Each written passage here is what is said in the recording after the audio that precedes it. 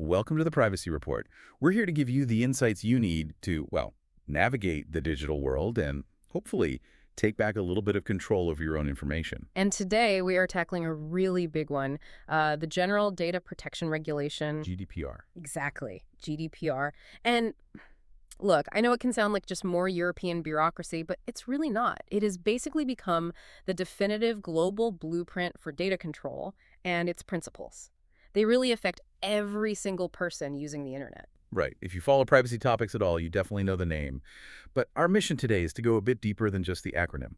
We want to understand what gives this regulation its teeth. What makes it so effective, where the real friction points are for businesses. And most importantly, how all that power translates into real, actual control for you. Yeah, that's the goal. Precisely. We're going to try and break down this complex law, not just by listing the rules, but by looking at what those rules really mean in our data-driven world. Excellent. And just before we jump in, a quick reminder that you can subscribe to our email newsletter for more insights like this at theprivacyreport.net.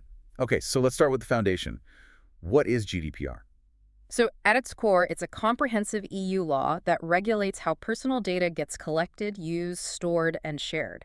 And it came into force back in 2018. That's right, May 25th, 2018. It replaced this much older law, the 1995 Data Protection Directive. Which was, basically from the dial-up era, it just couldn't handle the modern internet. Not at all. That's the key context. The old standard was, kind of reactive. It dealt with data misuse after it happened. GDPR flipped that. It proactively demands accountability. It demands organizations prove they're protecting data from the start. Okay, and that brings us to maybe the most powerful part of it, and the part I think a lot of organizations, especially outside the EU, get wrong. It's reach. It's global reach, exactly. You hear it all the time, right? Does this really apply to us? And the answer is just a clear, unequivocal yes. This is why it became the global standard practically overnight. It applies to any organization. It doesn't matter what size you are or where you're located. You could be a small web store in the US or an Australian company. If you have customers in the EU. If you process data belonging to people who are physically in the EU or the EEA, you are on the hook. It's what they call extraterritoriality. The law follows the person, not the location of the server. Exactly. And that reach is tied directly back to its core principles, things like lawfulness, transparency, data minimization. But the big one is accountability, right? Accountability binds them all together. It's not enough to just follow the rules. You have to be able to demonstrate with the documents and data maps how you're complying. That burden of proof is what makes it so demanding. So if accountability is the foundation for businesses, let's talk about what individuals get. The tools they can use to actually test that accountability. We're talking about the key individual rights. Right, and this is where the regulation gives people genuine power. It's about giving you more control. So there are 6 main ones. We have the right to access, rectification, erasure, portability, restriction, and the right to object. But instead of just listing them, let's talk about the friction points. Where do these actually challenge companies? That's the right way to look at it. Take the right to erasure. It's often called the right to be forgotten. Yeah, the famous one. It is, but it sounds so absolute, and it really isn't. A company can and often will refuse a deletion request. On what grounds? Well, if they need the data for, say, legal obligations, think about tax records or ongoing contracts. So if I ask my bank to just delete my entire account history, they can legally say no because they have financial auditing rules they have to follow. Precisely. It's a balancing act. The right is strongest when the original reason for having the data is gone, or if you withdraw consent and there's no other legal basis for them to keep it. So the failure isn't saying no, it's ignoring the request or saying no without a valid legal reason. That's what regulators target. Exactly. Okay, another one that I find fascinating is the right to portability. The idea that you can download your data in a usable format and just take it to a competitor. In theory, that sounds amazing for consumers. It should force competition.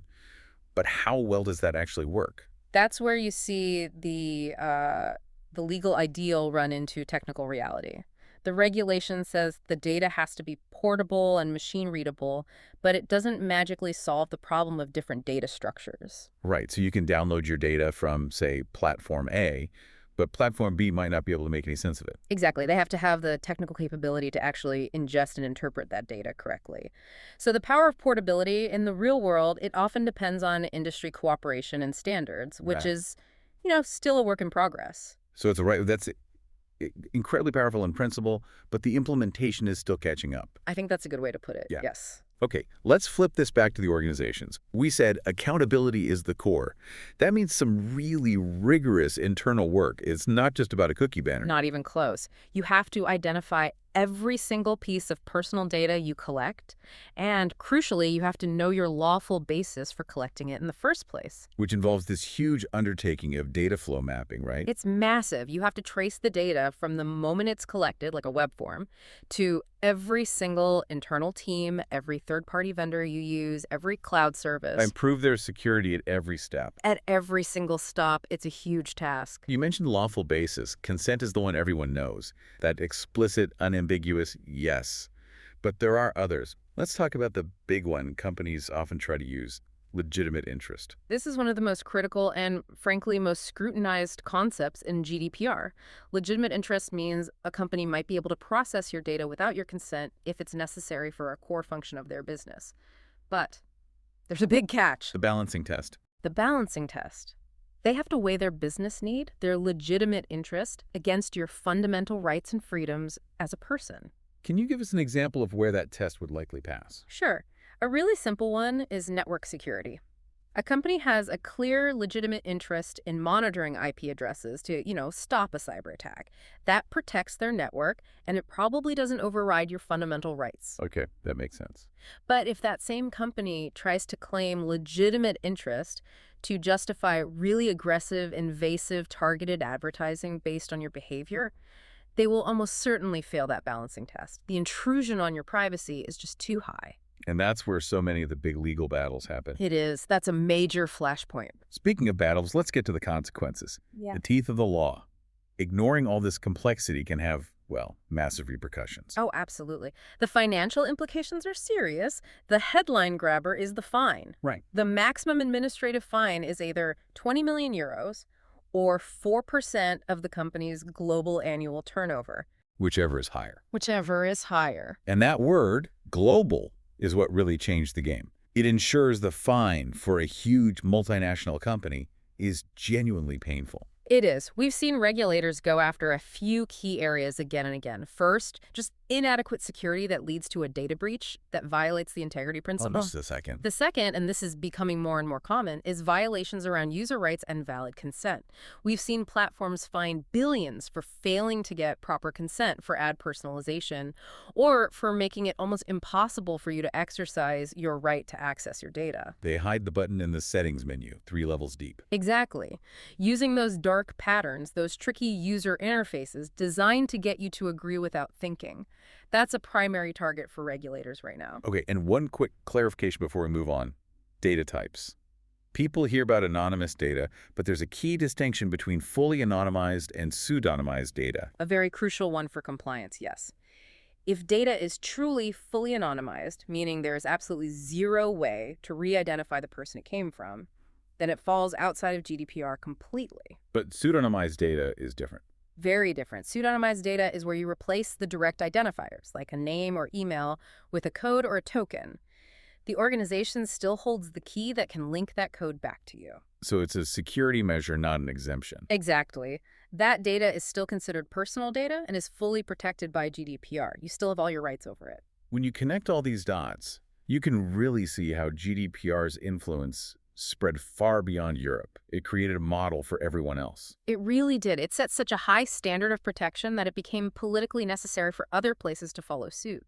When you look at laws like the CCPA in California or Brazil's LGPD, they borrowed heavily from the structure, the language, and the fundamental rights that GDPR established.